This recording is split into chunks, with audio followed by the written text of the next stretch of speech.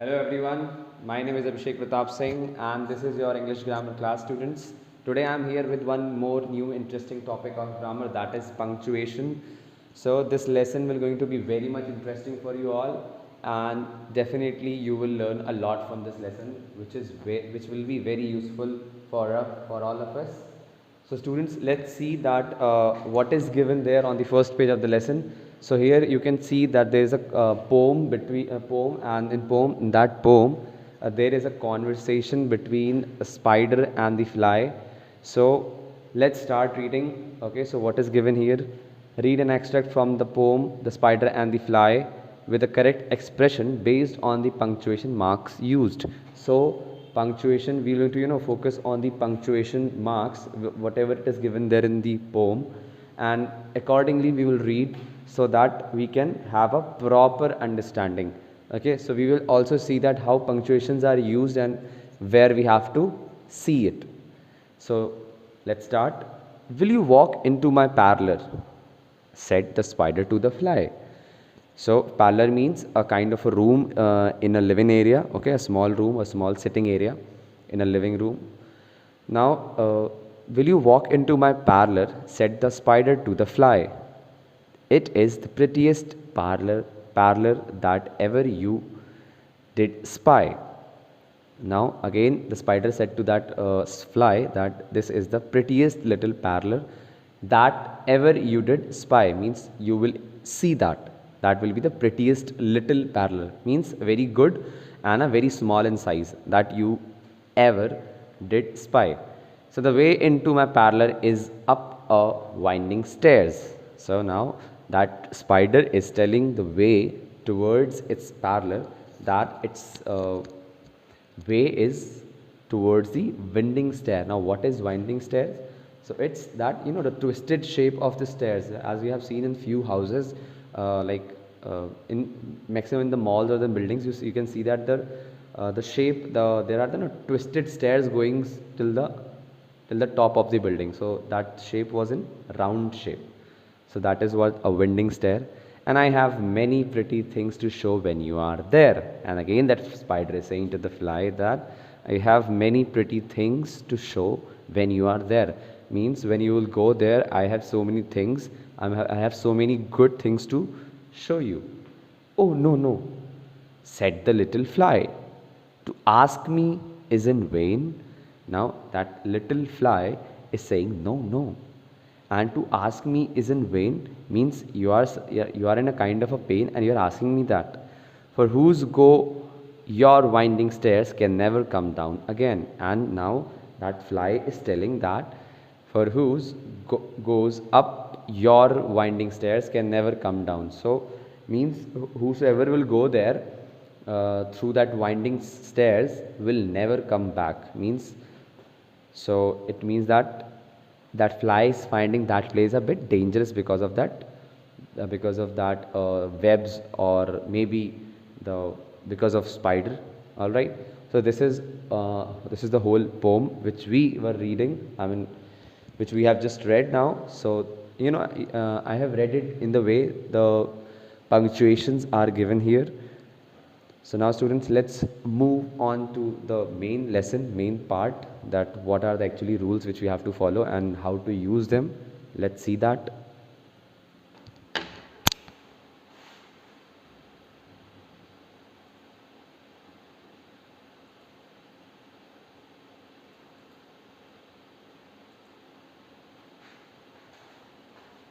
All right, students. So, as you can see here again, let's explain this lesson. So we have done with the poem part, and that poem was full of the punctuation marks. So we have read it accordingly. You will get to know. We will read that poem again. So as you can see that the punctuation is the use of various signs or marks in written language. Every sentence includes some types of punctuations or end marks. Okay, so as you can see in this sentence also, you can see that the full stop is here, which is an end mark again. Here is also we have used a full stop. So some marks of punctuations are which are very common. Okay, so full stop, like, which is you can see everywhere in every sentence. Comma, question mark, and marks of exclamation. Okay, so now we will going to read about these 4 punctuation signs. All right, so let's start. Let's read the following sentence and observe the use of punctuation mark. Wow, what a beautiful dress. Okay, you have used a comma here. Okay, and then we talked about the dress. First of all, we showed the sudden feeling, and then we talked about the dress, like by complimenting a dress. So comma, and after that there is an exclamation sign which is showing your a sudden excitement or a feeling. Did you finish your homework? Again, you can see that this sentence is ending on a question and asking a question too. That's why the question mark is there. I play football, cricket and badminton. Now you're telling about your things, telling about the you play this, like you're telling about the sports which you play. So football, cricket and badminton. So there is a comma between the same things where there are similar things of same kind. After that, you can see that is a 4th point. He said, I am better now. Now, again, we have used inverted comma in which we have just used the same sentence which was spoken by somebody else who said that I am better now. Also observe that we always start a sentence with a capital letter. We have already read this thing in a sentence chapter. We must also use capital letters for proper noun. We have already read this, that we write proper noun because it is a name of anything. That's why we use capital letter for writing proper noun, as well as we start sentence with a capital letter. So let's read about the use of some punctuation marks. So the first one is the full stop. All right, so let's see what is given here. Let me just arrange the things for you. Yes.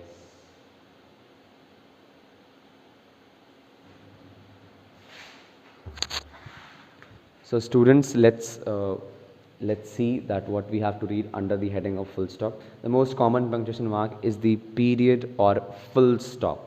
Okay, you can see that a period is used at the end of sentence that makes a statement or tells a fact or tells someone what to do, right? For example, there is a huge banyan tree in the neighborhood, and like this we are telling or we are stating something, and in the end we have ended with a question, sorry, full stop.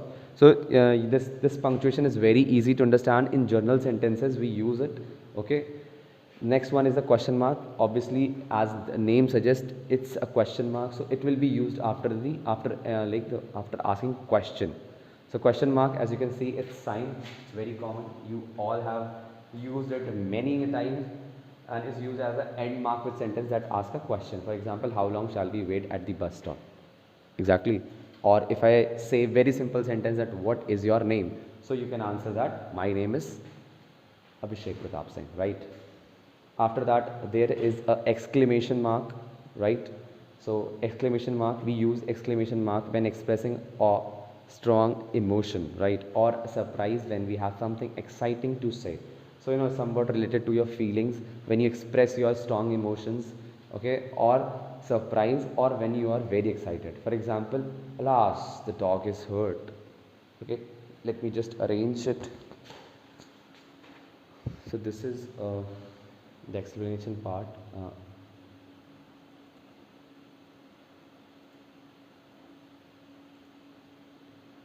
Yeah, so we have done with the exclamation, question mark or the full stop. Yes, I can give you one more example that was here. Yeah, you can see that. Wow, what a beautiful dress. Again, you're just expressing your excitement or maybe a surprise for that dress. All right, so this is let's move next. Yeah, the last one is the comma.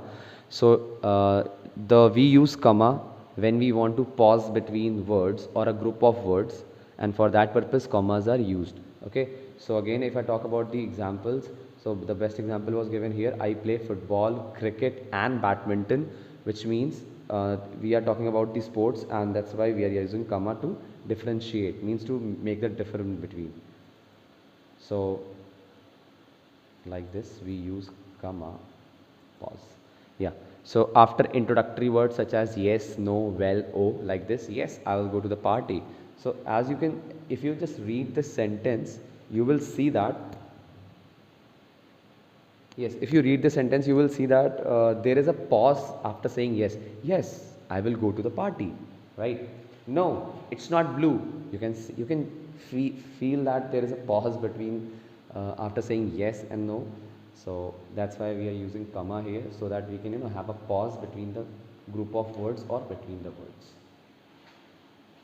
To separate the name of the person, people, you address the rest of the sentence like, Sameer, what are you doing for?